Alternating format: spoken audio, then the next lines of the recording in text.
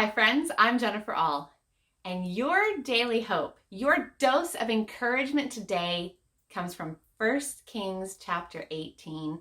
It is an amazing chapter. Go read it. It's one of those moments where you see God show up in big miraculous ways and you say, yeah, that's my God. So at the time, the people of Israel had fallen away from their worship of Yahweh, the true God, God of Abraham, Isaac, and Jacob.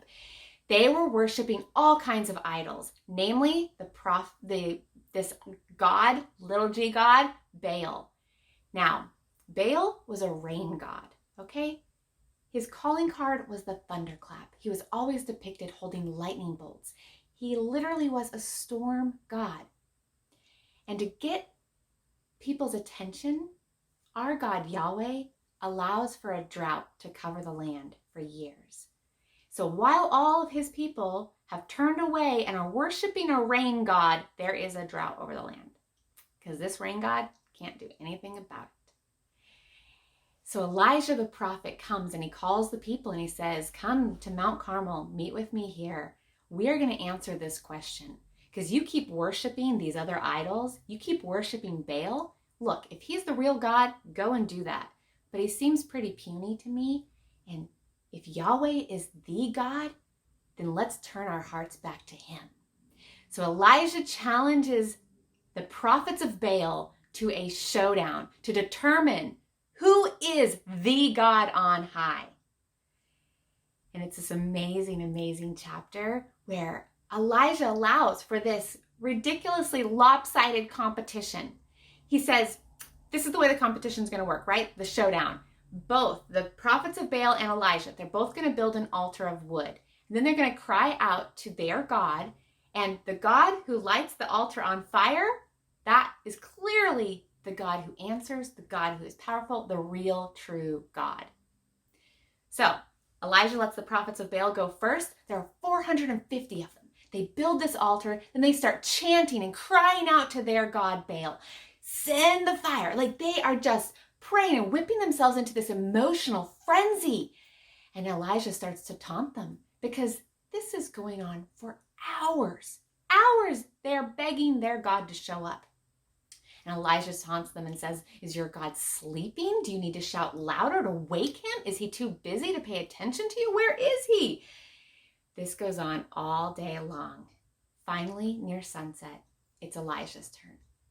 So Elijah, one man, builds this altar of stone. He puts wood on it, puts his sacrifice on there, and then he digs a trench around it, and he says, pour water on this thing.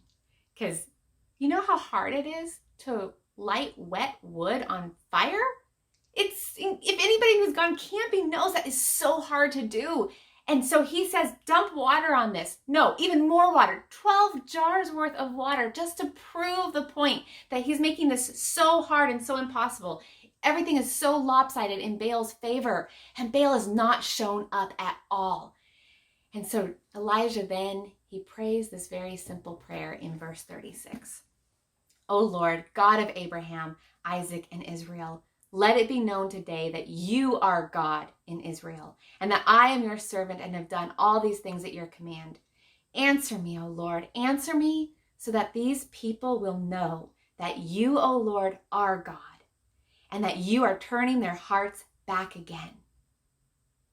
And just like that, one simple prayer and God answers. He consumes that altar with fire, burns up all the wood, the soil, the stones, and licks up all that water. That fire is so hot, it evaporates it all. And it is so obvious and so clear. This God is the God, the real true God. And everybody falls on their face before this altar, this moment, and they cry out, Yahweh, Yahweh is God. And you and I, we read this and we get to say, yes, that's my God. Because the truth is, there is no competition when it comes to our God. No other God, idol, thought, philosophy, nothing measures up to who our God is. He is the utmost, the most God on high. No comparison. Be encouraged today, my friends. He is worthy of our worship. He is worthy of our trust. He is not one voice among many, one God among many. He is the everything. He is alive.